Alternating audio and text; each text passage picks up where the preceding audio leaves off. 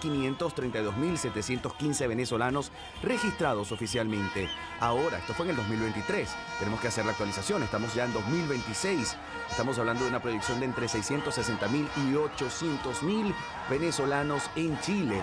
Fíjese usted cómo la reacción, la emoción, las banderas, los gritos, el no poder creer que la advertencia de Donald Trump finalmente se cumplió.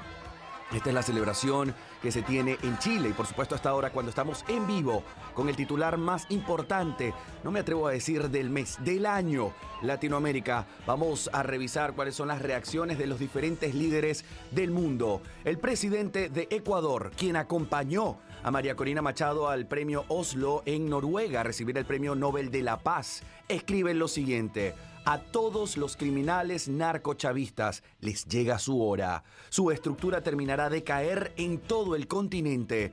Y tagué allí a María Corina Machado y Edmundo González Urrutia y al pueblo venezolano. Termina diciendo, es momento de recuperar su país. Tienen un aliado en Ecuador. Y esto lo publicó muy temprano en sábado 3 de enero de 2026. Continuamos con más repercusiones, reacciones de diferentes líderes, por supuesto. A esta hora tenemos que hablar del presidente Javier Milei, quien ha sido crítico, acérrimo de la situación de Venezuela, que por cierto, y permítame, le pongo un poco de contexto, la relación diplomática entre Venezuela y Argentina inexistente. Y esto después de que fue el presidente Javier Milei quien de primero entre todos los líderes de Latinoamérica fue el primero en rechazar los resultados del 28 de julio de 2024, en decir que esas elecciones no fueron para nada transparentes ni democráticas. Y hoy escribe en mayúscula, como gritando, la libertad avanza. ¡Viva la libertad, carajo! Y esto, por supuesto, con este titular. Donald Trump confirmó que el dictador Maduro fue capturado y sacado de Venezuela. Por supuesto, es un líder aliado a María Corina Machado. De hecho, el mismo presidente Javier Milei, en compañía de su hermana, la secretaria general de Presidencia, Karina Milei, fueron hasta Noruega a acompañar a María Corina Machado, que en ese momento, por supuesto, no pudieron verla, en ese momento no pudieron estar con ella. Ya sabemos la situación de arribo de María Corina Machado, pero el presidente Javier Milei estuvo allí. Latinoamérica, vamos directamente a más reacciones del presidente Javier Milei a Colombia, donde la situación cambia por completo. Imágenes en vivo, de hecho, en Colombia, de cómo está la frontera. Se espera la palabra del presidente Donald Trump a las 11 en hora de Washington, vendría siendo las 12 de nuestra hora en Argentina, en Chile, en Uruguay. Por acá vamos a estar en la interpretación en simultáneo. Por supuesto, el mensaje más esperado del presidente Donald Trump desde la mansión de Mar-a-Lago en Florida.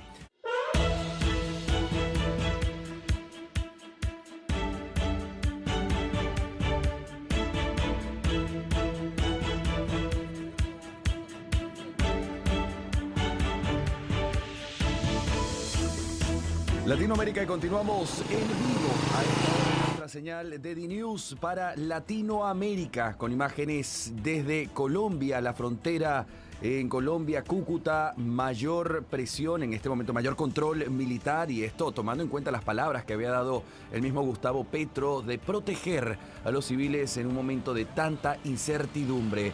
Queremos analizar todo lo que está pasando. Le estamos brindando a ustedes la información y queremos tener una voz que nos analice lo sucedido. Y para ello hemos contactado a Darío Mirraji, quien ya está con nosotros a esta hora, llamada telefónica. Darío, ¿me escuchas? Te escucho. ¿Cómo estás?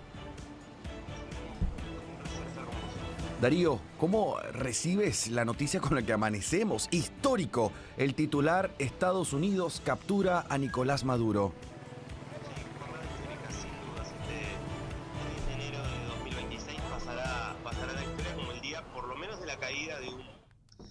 De uno de los dictadores más brutales que ha conocido la historia latinoamericana, pero obviamente es una caída que, como suele ocurrir cuando estamos ante un hecho tan fuerte y estamos en el corazón, en el ojo del momento donde se está produciendo este hecho, se da en medio de muchísima incertidumbre respecto de cómo se llegó hasta acá y de qué es lo que se viene.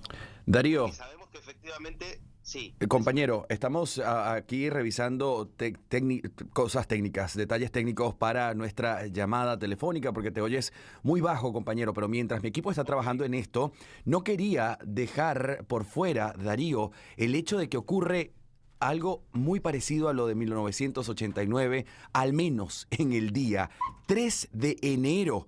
Sí, justamente la rendición y captura de Noriega fue un 3 de enero de 1990 tras las semanas de asedio donde Noriega se rindió y fue arrestado finalmente por la fuerza de los Estados Unidos. Si bien la operación inició un 20 de diciembre de 1989 cuando las tropas de los Estados Unidos ingresaron a Panamá como parte de la intervención, pues la rendición fue un 3 de enero de 1990. ¿Simbolismo en esto, Darío?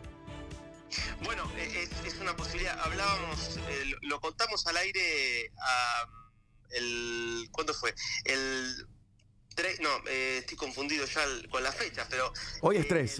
El 20, sí, no, pero creo que la invasión a Panamá había comenzado... 20 de diciembre. 20, bien, el 20, porque fue justo el día del anuncio importante que hizo Trump en Mar-a-Lago, junto a Pete Hegseth y junto al secretario de Estado Marco Rubio, que terminó siendo la presentación de los nuevos, de la clase Trump, de los nuevos embarcaciones, ¿no? de la Armada estadounidense, y no hubo un anuncio concreto sobre Venezuela, y algunos especulábamos, bueno, justamente acá está queriendo jugar con esas fechas. Bueno, finalmente termina produciéndose el cierre o la captura de Noriega coincidiendo con la captura de Maduro. Ya sabemos que Maduro cayó. Ahora, hay un montón de cuestiones que todavía están ahí en una situación de duda, ¿no? La primera es, ¿Maduro fue realmente capturado o Maduro se entregó? Porque obviamente la versión oficial es que hubo allí un grupo de tareas especiales que son los miembros de la Fuerza Delta, que es una de las principales unidades de élite que tiene la Fuerza Aérea de los Estados Unidos, las Fuerzas Armadas de los Estados Unidos. Darío, quiero pararte allí, compañero, para la interrogante. ¿Lo capturaron o se entregó? Pero si hubiese sido una entrega, ¿era realmente necesario la detonación, el fuego, los ataques, lo que vimos en las imágenes? Es decir, ¿no se hubiese hecho todo más bajo perfil? ¿O inclusive estos ataques crees que pudieron haber sido parte de esa negociación de la que mencionas? Lo que yo digo es, claramente esto no está siendo presentado como una entrega, está siendo presentado como una captura. Quizás Maduro necesitaba que esto fuera presentado como una captura, pero es una entrega. ¿Y por qué planteo esto como interrogante? La verdad que no tenemos muchas respuestas. Probablemente Trump en unas horas, cuando hable desde Mar-a-Lago, nos dará algunas precisiones más.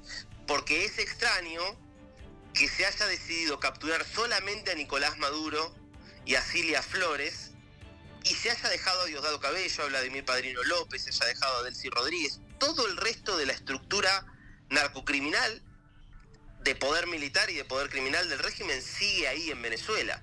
Entonces, eso a mí me plantea una serie de interrogantes, porque de mínima esto plantea que la operación no terminó acá, porque solamente con la captura de Maduro esto no alcanza. Y mi pregunta es, ¿vos vas a hacer una operación de estas características y lo capturás solo a Maduro y lo dejás a Diosdado Cabello, que es de hecho quien ya se ha mostrado recorriendo las calles de Caracas diciendo, bueno, llamando a la calma, pero al mismo tiempo a salir a la calle y a defender con las armas al régimen?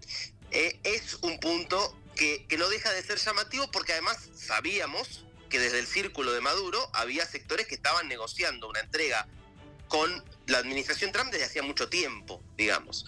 Ahora, a veces las entregas se dan de esta forma, bajo la simulación de lo que es una captura, porque al mismo tiempo era difícil hacer una captura de alguien que estaba tan custodiado, claro, en una situación de alguna forma de tanta prevención ante lo que estaba ocurriendo. Darío, entonces... Es por lo menos un interrogante que yo me planteo, claro, a esta hora. Ahora, el escenario que tú me estás dejando, Darío, en este momento es a la implosión, a la fisura, a la grieta de la que tanto estábamos hablando, que podía pasar ese chavista, madurista que soltara la sopa y reventara desde adentro, según lo que tú me estás poniendo en este momento como posibilidad, es que fue el mismo Nicolás Maduro, ¿no?